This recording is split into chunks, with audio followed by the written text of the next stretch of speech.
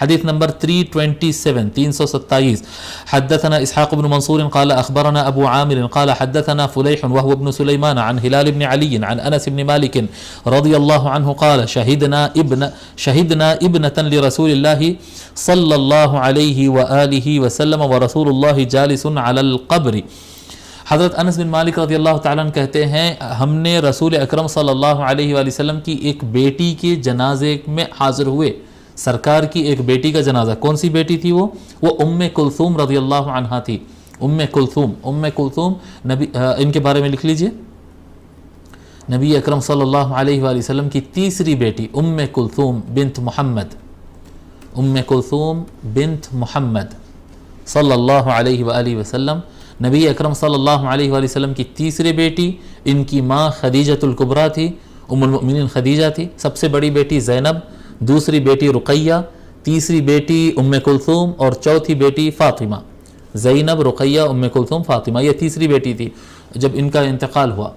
سب سے پہلے ان کی شادی ہوئی تھی عتبہ سے, عتبہ بن ابی لہب. ابو لہب کا ایک بیٹا تھا, اس کا نام تھا عتبہ. ان سے ان کی شادی کرے تھے ام کلثوم رضی اللہ عنہا کی, اور وداعی بھی نہیں ہوئی تھی, ابھی وداعی ہونا باقی تھا. پھر وہ ابو لہب کا بیٹا جو ہے وہ طلاق دے دیا تھا, اور طلاق دینے کی وجہ یہ تھی کہ جب حضور صلی اللہ علیہ وآلہ وسلم اسلام کا اعلان کیے تو ابو لہب بار بار حضور کو روکنے کی کوشش کیا, حضور نہیں رکے تو خاموش بیٹھ گیا. تو اس کی جو بیوی تھی, ابو لہب کی جو بیٹی تھی ام جمیل, یہ ابو لہب کی بیوی تھی, اور یہ ابو سفیان کی بہن تھی.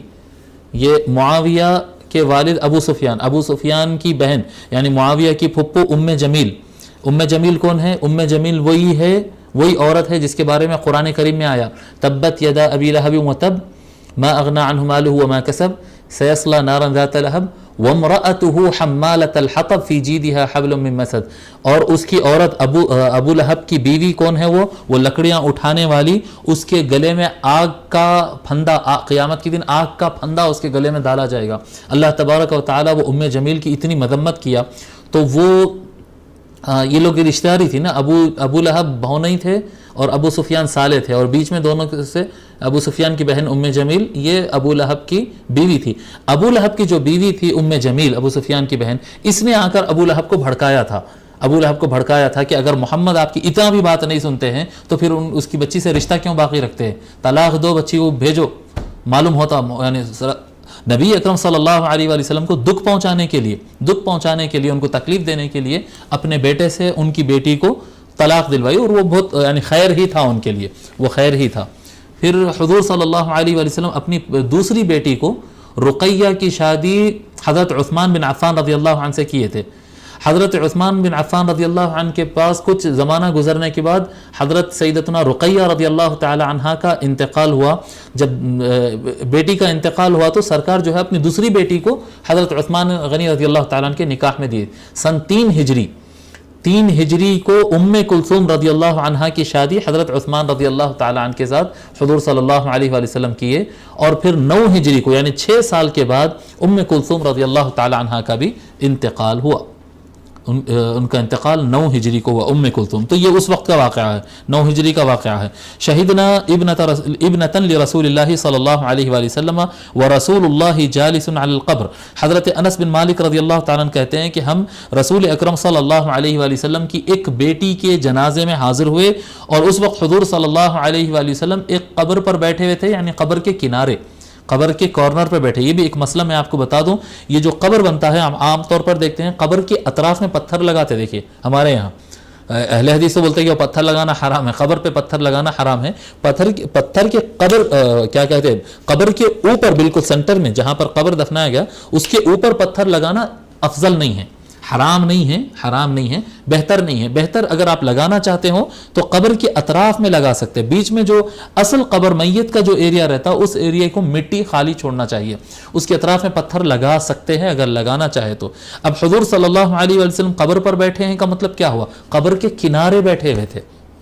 قبر پر بیٹھنے سے تو خود سرکار منع کرتے تھے, جی قبر پہ بیٹھنے سے سرکار قبر کی بے حرمتی ہوتی ہے وہ تو سرکار منع کرتے, سرکار نہیں بیٹھتے. قبر پر بیٹھے یعنی قبر کے اطراف کا جو حصہ رہتا ہے اس پر حضور صلی اللہ علیہ وآلہ وسلم بیٹھے تھے اور یہ بیٹھنا جائز ہے, اس طرح سے بیٹھ سکتے.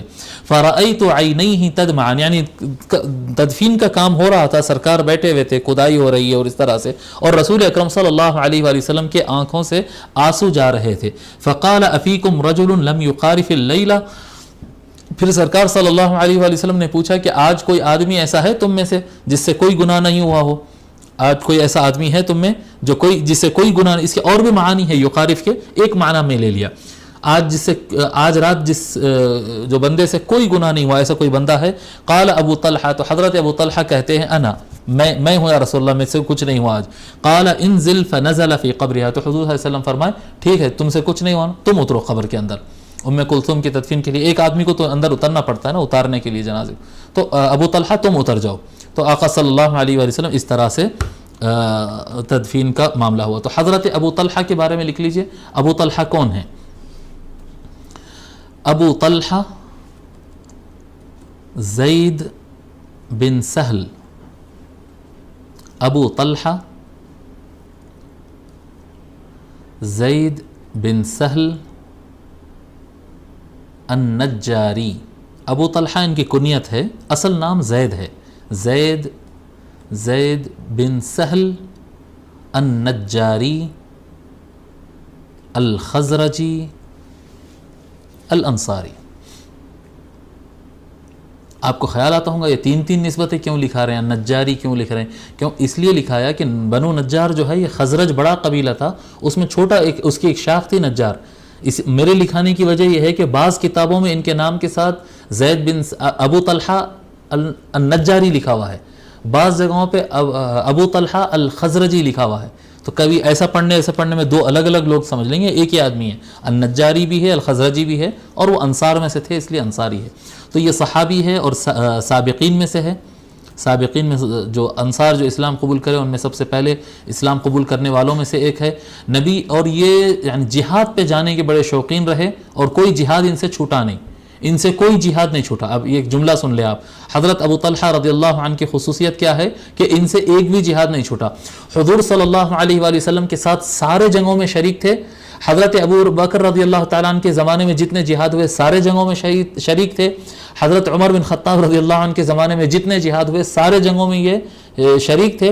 اور حضرت عثمان بن عفان رضی اللہ تعالیٰ عنہ کا زمانہ آیا اور سمندر کی جنگ ہونے والی تھی. البحر المتوسط ہے نا, یہ افریقہ اور یورپ کے درمیان جو سمندر آتا ہے البحر المتوسط اس کو کہتے ہیں عربی میں, اب انگلش میں کیا کہتے ہیں میرے کو ذہن میں نہیں ہے. ادھر یورپ ہے اور نیچے افریقہ, ان دونوں کے درمیان جو سمندر ہے, اس پہلی سمندری جنگ تھی یہ مسلمانوں کی.